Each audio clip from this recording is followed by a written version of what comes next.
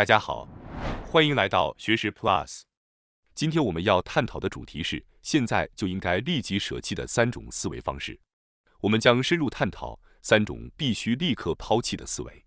这些思维会让您的生活变得沉重，远离幸福，甚至陷入到贫困的恶性循环中去。近年来，断舍离和极简主义等概念愈发流行，因为我们的生活充斥着无用的东西。虽然拥有众多物品和想法看似是件好事，但这实际上反映了我们未能筛选出真正重要事物的能力。当我们背负过多的无用负担时，真正重要的东西往往被忽视。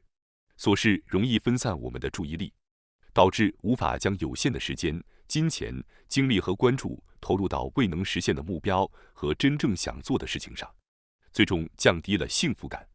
因此，抛弃无用的物品意味着把珍贵的时间、金钱、精力和注意力投向真正重要的事物。无用的物品和无意义的事物会阻碍我们获取真正重要的东西。抛弃它们是接触人生中真正重要事物的第一步。保持健康也是如此。如果我们持续摄入对身体有害的食物，就需要下定决心改变饮食，选择对身体有益的食物。尽管这是正确的选择，但如果不先排除体内的毒素，吃再多好的食物也无法改善健康。同样，在学习有用的知识或提升生产力的思维方式之前，我们必须清理已有的负面影响。虽然抛弃过去的负面情绪和思维方式可能会伴随着痛苦，但一旦克服了这些障碍，我们便能看清真正重要的事物，把资源集中于人生中真正重要的事物。这也是断舍离和极简主义流行的原因之一。我们不必像极简主义者那样极端地抛弃物品，但确实有一些事物应该被舍弃。只要去掉这些东西，我们的人生就会朝着积极的方向发展。说到这里，大家应该已经充分认识到清除无用负担的重要性。接下来，我们将揭示现在应该立即舍弃的3种思维方式，它们分别是： 1. 以时薪工作的思维； 2. 过于强烈的正义感； 3. 对自己的负面评价。首先是第一种应该立即舍弃的思维，以时薪工作的思维。这个话题特别适合那些渴望财富和追求自由生活的人，而对于那些只想过得悠闲、不在乎金钱的人，这一观点则不太适用。然而，对于决心致富、追求自由生活的人来说，必须摒弃以时薪工作的心态。只要我们继续抱有这种思维，就永远无法实现财富的积累，无法过上宽裕的生活。我们常常看到有人渴望变得富有，但他们的首要任务并不是提升自我，也不是加班加点工作，而是要摆脱以时薪工作的思维方式。实际上，依赖时薪工作的收入是有限的，即使在顶尖公司工作，收入也有其上限。例如，在日本时薪最高的公司是基恩氏，时薪约为8000日元。许多人听到这个数字时可能觉得非常高，但要注意的是，即使是日本时薪最高的公司，其时薪也不过如此。换句话说，即使是精英白领，时薪上限也只有8000日元。能够进入基恩氏这样的顶尖企业的人，通常是从小就开始努力学习，考入名校，并在就业竞争中脱颖而出的优秀人才。不论是东京大学还是哈佛大学的毕业生，只要他们仍在出售时间，就无法突破年收入2000万日元的瓶颈。而99%的人可能还在更低的时薪水平工作，比如兼职工作者的时薪大约在1000日元左右，而一般公务员或公司员工的时薪在2000到3000日元之间。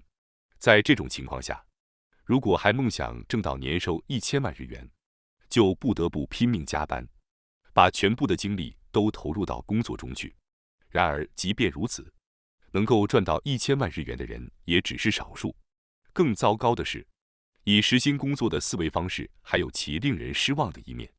大多数兼职公务员或公司员工只是把自己的时间出售，其收入与工作的质量无关。即使工作质量有提升的空间，努力工作也不会显著改变时薪。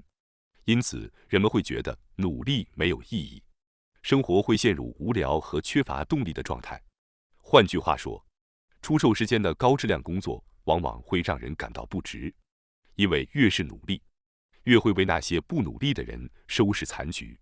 此外，单调乏味的工作环境和缺乏成就感的职场对健康极为不利，而这直接会影响到我们的幸福感。因此，渴望金钱或想要更多自由时间的人，最好选择那些提高工作质量后能获得更高评价和报酬的职业，这样的生活会更加快乐。这样的职业包括程序员和创意工作者。如果在工作中随着投入，自己的技能和能力不断提升，或创作出能提高自身评价的作品，那么他们就生活在一个与时薪劳动截然不同的世界。在这个世界里，努力工作可以获得更高的收入，而且收入没有上限。当然，如果不努力工作，也可能得不到理想的收入，这也是一个负面因素。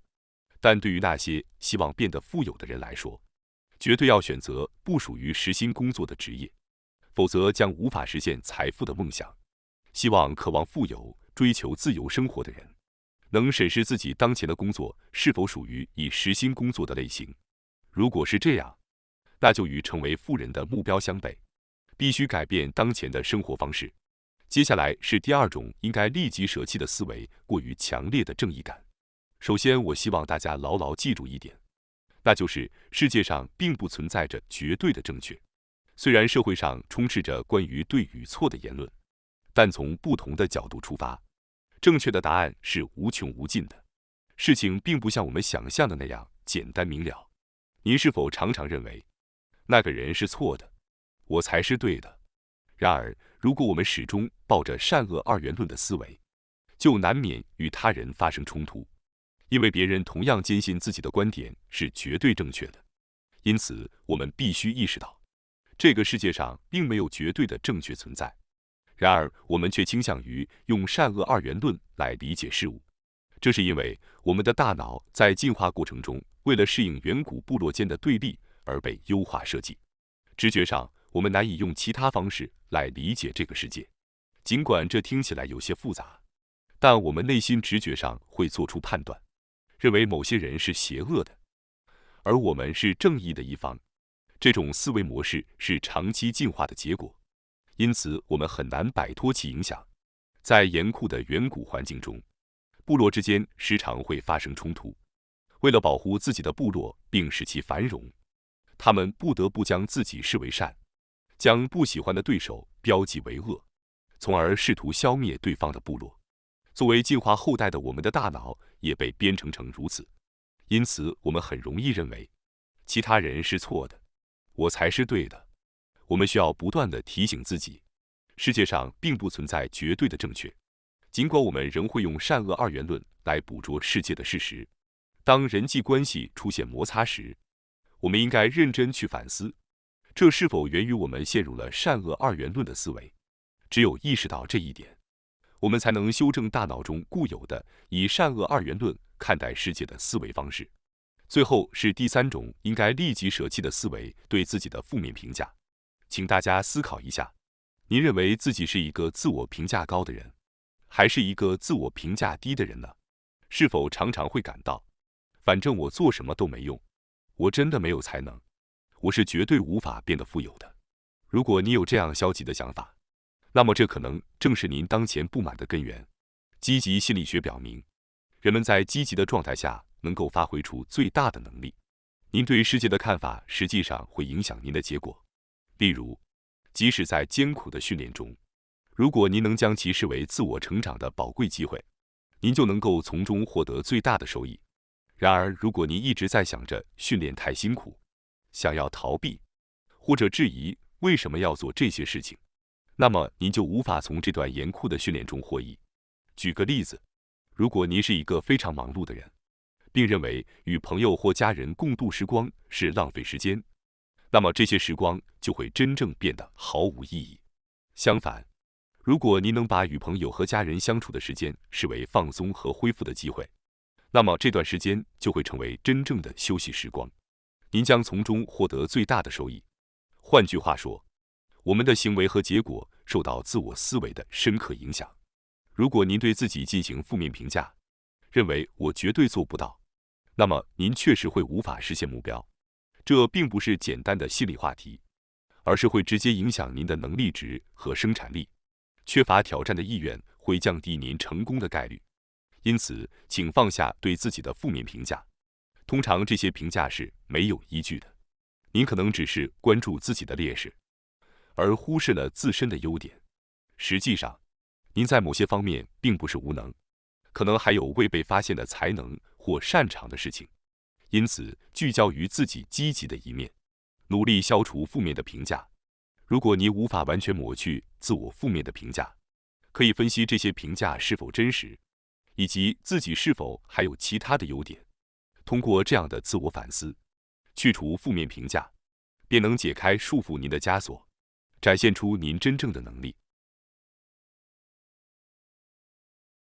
感谢大家收看今天的节目。如果你喜欢我们分享的内容，记得点赞、订阅并开启小铃铛通知，第一时间获取我们的更新。在下次的节目中，我们将继续为大家分享更多有益的内容。再次感谢大家的支持，我们下期再见。